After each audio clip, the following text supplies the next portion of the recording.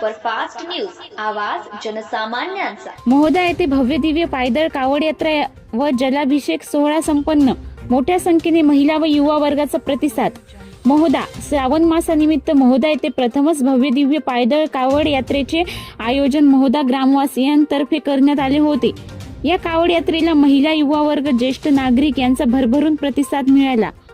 सदर ही कावड यात्रा शनिवार दिनांक 16 ऑगस्टला सायंकाळी 10 वाजता महोदा येथून कापसी रामतीर्थ क्षेत्रातील उत्तर वाहिनी असलेल्या नदीवरून जल आणण्यासाठी हर हर महादेवच्या जयघोषात रवाना झाली।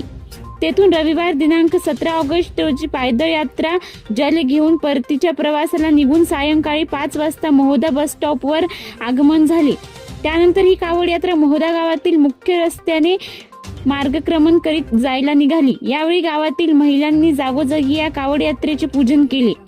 गावात भक्तिमय वातावरण निर्माण झालं होतं। महोदा येथील हनुमान मंदिराजवळ असलेल्या सोमेश्वर मंदिरात भोलेनाथाचा सर्व भाविक भक्तांच्या महिलांच्या उपस्थितीत जलाभिषेक करण्यात आला। यावेळी पूर्ण परिसर हा हर हर महादेव, श्री शिवाय नमस्तुभ्यं जयघोषाने दणाणून निघाला। महाराष्ट्र सुपरफास्ट न्यूजसाठी विशाल येलोरे, केळापूर।